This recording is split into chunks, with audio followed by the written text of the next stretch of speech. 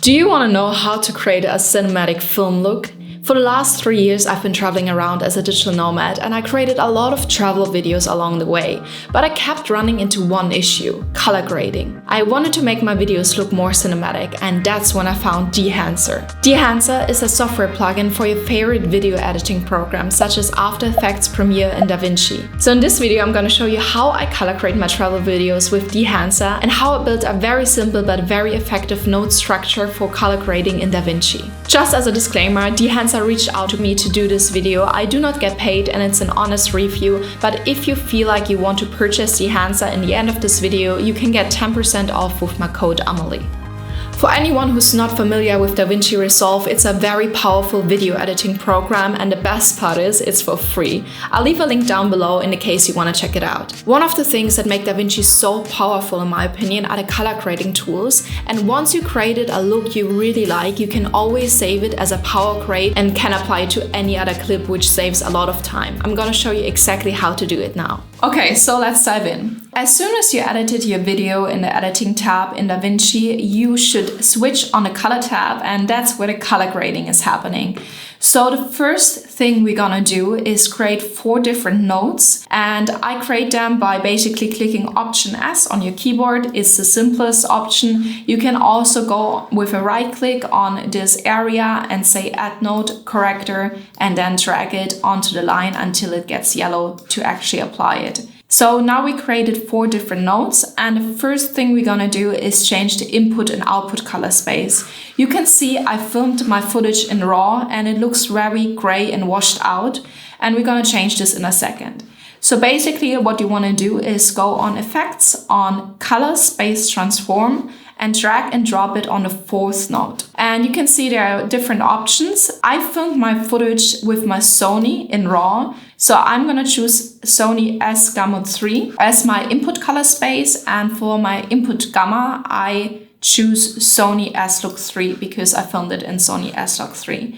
You can already see how it's changing the footage, but now we also have to change the output color space. And the regular output color space is Rec 709, so I'm gonna change it into Rec 709. If you want to have it on social media, on YouTube, whatsoever, this is like the good color space to go for. And now you can see it looks basically how it probably should have looked when you just film it not in RAW. So now we can basically start to apply some more cinematic looks. To get a better overview, I always gonna name my nodes. So basically you can just do a right click on a node, set node label, and the last one with the input and output color space I'm gonna call log. Now we're gonna start from the first node. So basically how I usually do it, I try to have a very clean and good footage at the beginning to be able to apply the look, and that it becomes a very cohesive look for all of the videos. So for that, it is important to adjust the white balance. And to adjust the white balance, you have to go here into the primaries, go on this little pipette sign, and go into your video footage and look for a very white area, like the whitest area in your video footage. I think this is it for me. And then just click on it, and you see it adjusted it a little. It got a bit more greenish, bit more bluish. It is always up for your taste, obviously, and you have to be careful about your screen and your monitor that it also has like the color space that you want and need for your video. But I think for that, it is good like this. So the next node I'm gonna call pre-log, and basically what it is for all of the corrections you want to do for your clip. So if your clip looks too dark, you brighten it up a little. If it's too bright, you darken it a little. If the highlights are too bright, you can lower them a little, etc. And you can also adjust the colors. I personally use a lot of colors in my images, and I love to just adjust them separately, and I'm going to show you exactly how I'm going to do this now. So basically there are different functions here in DaVinci. You can see here are a lot of things that you can adjust depending on the light. I personally, for this clip, would lighten the shadows a little bit because I have a lot of shadowy areas. I would lower the highlights because there's a lot of light coming in from the outside. I would make the contrast a tiny bit higher. And then you always have to see on the whole clip if it actually works for the whole of the clip. What I really love is the color functions here. So basically you go on this tab and you see all of the different colors and you can adjust them separately, which is amazing. You can either make the saturation higher or lower for each color. So that's what I'm gonna do for the red. And you can also adjust the hue, which basically make the red tones either a little bit darker or a bit brighter. So I'm gonna adjust this a little bit for this clip here. And now comes the main part, the Dehancer. So you can see the footage looks nice and crisp and saturated right now, but there's not really a look on it yet. So it doesn't really look cinematic. And that's where Dehancer comes into play.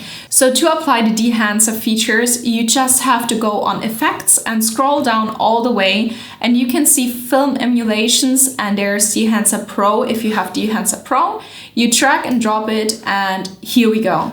You can see there's already some effects applied right now. I don't want them at the moment because I want to show it step by step to you. So what I'm gonna do is I'm gonna scroll down all the way and say disable all tools. So now let's look at it step by step. Basically here, it is exactly the same as we just did in Log. So you can change the input and output color space. You can either do it here or you can do it on a different node like I did separately. And there's a reason why I did it, because on Dehancer you can basically adjust the opacity of your filter. And if you already have your input and output color space in there, it's not gonna work the way I want it to. So I personally prefer to have my input and output color space on a different node to have it separately out of my look. But if you don't really prefer this, you can as well just do it here with the input and output color space. One of the coolest things that Dehancer has is all of the different film looks that you can apply. So you have to enable it here and you can just go through all of these different film looks that Dehancer already has built in here. And it's quite accurate towards like all of the different film looks that exist. You can change it, so you can push and pull it here to see what looks the best for your clip. And I would just recommend going through all of the different filters and seeing which one you prefer the best. I already did this, and one of my favorite filters they have in here is the Kodak Vision 3 200T. So if I apply this, you can see there's already quite a nice look on it. It already looks so much more cinematic. I'm just gonna see with push and pull what I personally like the best. But I think like this is quite nice. I personally always like to have a bit more warmer look. So I'm gonna change it up here in temperature. And I'm just gonna higher the temperature a little to make it more warm. The next thing we have is Film Developer. If you enable it, you can adjust the film a little bit, make it more contrasty. Basically, it is similar to the pre-log, but now it is applying on the film look that you already created, and you can adjust it depending on your preferences and just change it a little bit here and there. I personally don't do it very much. Sometimes I boost the colors a little because, as I said, like my footage is usually very colorful, but I'm not touching this a lot. The next thing is film compression, and this is quite amazing. You can already see what it does when I toggle it in and out. Basically, it lowers and flattens the highlights. In very digital footage, it is like very crisp and the highlights are very bright and the dark points are very dark.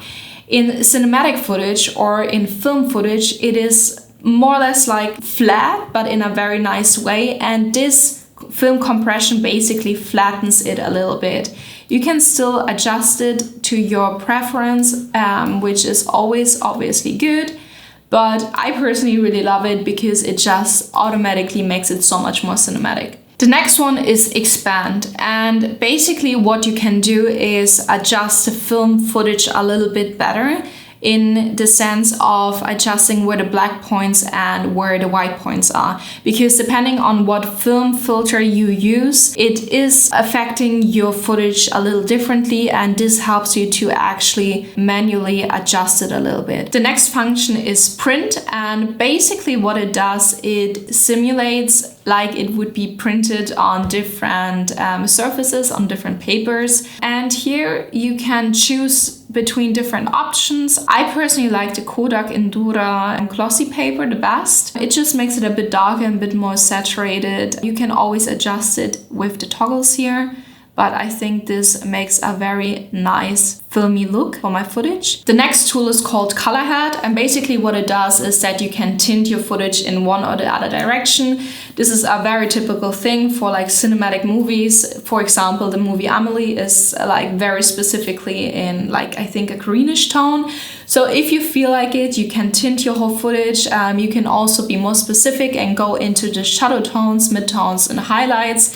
I can quickly show you what it does. So here you can see that it basically warms up the shadow tones quite a bit. If you feel like doing it, this is a tool to do so. I personally don't really use it because my look is already applied with the film profile. But what I definitely use is the film grain, and this is one of the most amazing tools from Dehancer, to be honest. There's so many different grains that you can choose from, and you can also change the amount of grains, and it is just like a very amazing film grain. In my opinion, like this and the filter profiles really create an amazing cinematic look. So I always try to get it to some film grain that is not as extreme but still looks cinematic, and you can already see how much the whole footage changed just by using Dehancer and how much more cinematic it basically looks. If you ever shot with a film camera, you know ISO 50 is quite low, so it's very tiny grains. The higher you get, the bigger the grains basically become, and you can also adjust them here a little and you see like it gets much more extreme. But I just want to have a little bit of a film look. I don't want to go too extreme with the grain, but I still want to have it a little bit. Halation basically creates this halo around like light sources. I don't have like a lot of direct light sources in this image, so it's a bit difficult to display here. But if I make it very high, you might see it around my eyes. Here you see, basically it creates a bit of a halo around light sources and make it look a bit more whimsical and magical. What I really like is bloom. It creates like this natural halo around lighter areas, so it diffuses it a little bit, and in that sense also makes it look more cinematic. So if you look here in the face area or in like the lighter areas in the shirt, you can see that it lightens up and diffuses a little bit and brings like the focus on my face. The next one is film damage, so you can apply different sorts of film damage. You can see like the little cracks in the video here now that come in, so it's a really cool effect, especially for certain types of videos. I personally don't toggle it on for mine right now because in my travel videos I don't necessarily want that. Film breath and gate weave are similar because both of them were like referenced from how film cameras actually filmed. Basically, film breath blends the light in and out a little bit like it used to happen in film cameras, and you can see it here. Maybe a little bit that there is like a little bit of a flickering going on, whereas with gate weave it is wiggling the whole image a little bit, just a tiny bit. But this is something you can also of course change how much it should like wiggle in the image.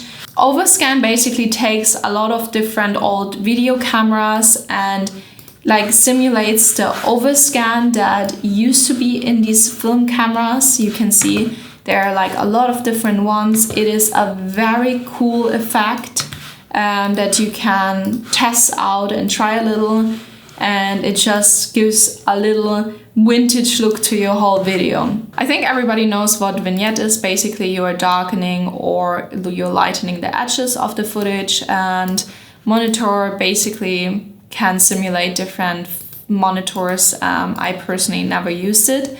Output is more interesting in my opinion because you can here actually make the opacity of the whole effects that you just applied to your clip a bit lower, or a bit like 100%, or you can lower the opacity. So if it is too intense for your clip, you can lower it a little bit, and then it's just like 50% from all of the filters and effects you just applied. So this is how it looked before we applied all the functions with Dehancer, and this is how it now looks with Dehancer. I would say it has a much better cinematic look. This was a very clean video, a bit of a boring video, and now it actually looks so like whimsical and magical and cinematic. So one more thing I want to show you is how to save like this whole knot structure and apply it to a lot of different clips. Obviously you always have to adjust it a little bit, but it is a very cool thing to do. It is called powergrade, and what you have to do is basically just go with a right click on the video tab here and say grab still, and then go on gallery, go on powergrade, and you see it is already in here. So this is your power grade. What you then want to do is just select all of the clips that you want to apply this power grade onto and make a double click. And then all of your clips will already have like this whole knot structure. And this way it is very simple to create a very cohesive, nice cinematic video with Dehancer. So this is it for today. This is how I make my travel videos look more cinematic and film-like. And I personally really love Dehancer. It really helped me up-level my game. I would recommend it to anybody who wants to make like a little bit more out of their video footage, or has like a soft spot for like this old vintage cinematic look, because it really helps you and it makes it so much easier to achieve it. If you want to grab Dehancer, as I said in the beginning, you can get 10% off with my code Amelie. And if you have any further questions, please leave them in the comments. I would be happy to help you out. I hope this helped you a little bit, and I'll see you in the next video. Bye!